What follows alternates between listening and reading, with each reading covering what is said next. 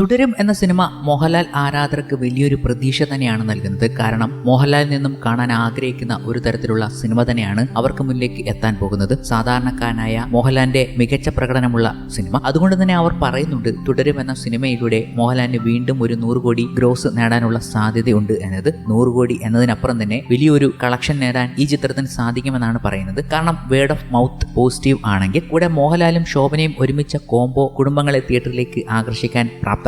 ഒരാഴ്ച കഴിഞ്ഞ് retro release ചെയ്യുന്നത് വരെ മത്സരമില്ല. കൂടാതെ ആലപ്പുഴ, ജിംഖാന ഒഴികെയുള്ള വിഷു റിലീസുകൾ ബോക്സ് ഓഫീസിൽ മന്ദഗതിയിലായതിനാൽ ഈ ചിത്രത്തിനും ബോക്സ് ഓഫീസിൽ മികച്ച പ്രകടനം കാഴ്ചവെക്കാൻ കഴിയുമെന്നാണ് അവരുടെ പ്രത്യാശകൾ. ഈ സിനിമയുടെ പ്രമോഷനും വ്യത്യസ്ത രീതിയിലാണ് ഇതിന്റെ അണിയറ പ്രവർത്തകർ അപ്രോച്ച് ചെയ്തിരിക്കുന്നത്. കാരണം സാധാരണക്കാരിലേക്ക് ഈ ചിത്രം എത്തണം എന്ന രീതിയിലാണ് ആ പ്രമോഷൻ നടക്കുന്നത്. അതുകൊണ്ട് തന്നെയാണ് സ്ട്രീറ്റുകളിൽ വലിയ വലിയ ഹോർഡിങ്ങുകൾ വന്നിരിക്കുന്നതും സാധാരണക്കാർ ഇതൊക്കെ കാണും, അതിന് ഗംഭീരമായ ഒരു അപ്രിസിയേഷൻ ലഭിക്കും എന്നതുകൊണ്ട് തന്നെ ആ പ്രതീക്ഷ ശരിവെക്കുന്നതും ആയിരുന്നു. കാരണം പിന്നീട് വന്ന റെസ്പോൺസ് അതുപോലെയായിരുന്നു. അങ്ങനെയുള്ള ആൾക്കാർ കൂടുതലായി ഈ ചിത്രത്തെ കാണാൻ തുടങ്ങി. ഓൺലൈൻ പ്രമോഷൻ എന്ന് പറയുമ്പോൾ ഈ ന്യൂ ജനറേഷനിലേക്കാണ് കൂടുതലായും എത്തുന്നത്. അതിനെ കുറച്ചുകൊണ്ട് ഓഫ്ലൈൻ പ്രമോഷനാണ് ഏറ്റവും കൂടുതൽ ഗംഭീരമായി തുടരുമെന്ന ചിത്രം ചെയ്യുന്നത്. ഒരു പഴയ കാലത്തേക്ക് തിരിഞ്ഞെത്തി. കാരണം അവർക്ക് വേണ്ടതും ആ ഓഡിയൻസിനെയാണ്, മോഹൻലാലിന്റെ ആ സ്ലീപ്പർ സെൽ ഓഡിയൻസിനെ. അതുകൊണ്ടാണ് പ്രേക്ഷകർ മറ്റൊരു രീതിയിൽ ചിന്തിച്ചു തുടങ്ങിയിരിക്കുന്നതും. അതിനൊപ്പം തന്നെ അവർ എടുത്തു പറയുന്നുണ്ട് തുടരും ഒരു ഫീൽ ഗുഡ് സിനിമയല്ല, ഫാമിലി ഡ്രാമ ജോണറിൽ നുറുങ്ങു തമാശകളും ഇമോഷനും അതിൻ്റെതായ ടെൻഷൻസും ചെറിയ ആക്ഷൻസും ഒക്കെയുള്ള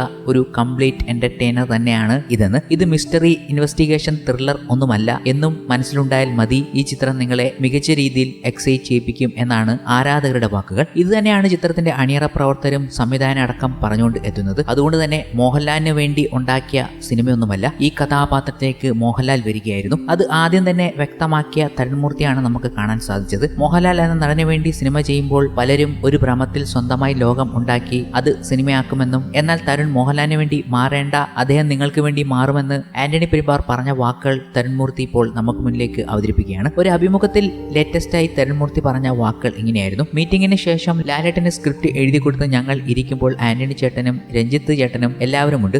എനിക്ക് കുറച്ച് ടെൻഷൻ ഉണ്ടെന്ന് ഇവർക്കറിയാം. ടെൻഷൻ ഉണ്ടോ എന്ന് ചോദിക്കുമ്പോൾ ഓക്കെ ആണെന്നാണ് ഞാൻ പറയുന്നത്. നമ്മുടെ ടീമാണ് കൂടെയുള്ളത്, ഒരു ടെൻഷനും വേണ്ട എന്ന് പറയുന്നുണ്ട് അവർ. എന്നോട് അന്ന് ആന്റണി ചേട്ടൻ പറഞ്ഞത് മോഹൻലാൽ എന്ന നടന് വേണ്ടി സിനിമ ചെയ്യാൻ സംവിധായകർ എത്തുമ്പോൾ അവർ ലാലേട്ടന് വേണ്ടി ഒരു ലോകം തന്നെ ഉണ്ടാക്കി വെക്കും. അവിടെയാണ് അപകടം. ലാലേട്ടനെ കാണുമ്പോഴുള്ള ഭ്രമം കൊണ്ട് അവർ മാറാൻ ശ്രമിക്കും. എന്നിട്ട് അവർ ആ ലോകത്ത് സിനിമ ചെയ്യും. അത് വേണ്ട എന്ന് ആന്റണി ചേട്ടൻ തുടക്കത്തിലെ പറഞ്ഞിരുന്നു. തരുണിനെ ഞങ്ങൾ തിരഞ്ഞെടുത്തത് ഈ സിനിമ ചെയ്യണം എന്ന് പറയാൻ കാരണം നിങ്ങൾ സിനിമ എടുക്കുന്ന രീതിയെക്കുറിച്ച് കേട്ടതുകൊണ്ടാണ്. അതുകൊണ്ട് തന്നെ തരുണിന്റെ ലോകത്തേക്ക് മോഹൻലാൽ എന്ന നടനെ കൊണ്ടുവന്നാൽ മതി. അത് ചെയ്താൽ ഈ പരിപാടി നമ്മൾ വിചാരിച്ച പോലെ വരും. അല്ലാതെ മോഹൻലാലിന് വേണ്ടി തരുൺ മാറേണ്ട, തരുണിന് വേണ്ടി മോഹൻലാൽ മാറും. അതാണ് മോഹൻലാൽ എന്ന് ആന്റണി ചേട്ടൻ പറഞ്ഞു. ആ പോയിന്റിലാണ് എനിക്ക് കോൺഫിഡൻസ് വന്നത്. തരുൺമൂർത്തി പറഞ്ഞ വാക്കുകൾ ഇതായിരുന്നു. അതുകൊണ്ട് തന്നെ നമ്മൾ കാണാൻ പോകുന്ന മോഹൻലാൽ കുറച്ച് വ്യത്യസ്തനാകും ഈ സിനിമയിൽ എന്നത് വ്യക്തവുമാണ്. അങ്ങനെ ഒരു മോഹൻലാലിനെ കാണാനുള്ള ആഗ്രഹം ഉള്ളവർ ഉടനെ തന്നെ ടിക്കറ്റ് ബുക്ക് ചെയ്തു. കാരണം നാളെ മുതൽ ചിത്രത്തിന്റെ അഡ്വാൻസ് ടിക്കറ്റ് ബുക്കിംഗ് ആരംഭിക്കുകയാണ്. നാളെ രാവിലെ 10 മണി മുതൽ തുടരും ടിക്കറ്റ് ബുക്കിംഗ് ആരംഭിക്കുന്ന വിവരം പറഞ്ഞുകൊണ്ടാണ് മോഹൻലാൽ അടക്കം ഇന്നേ ദിവസം എത്തിയതും.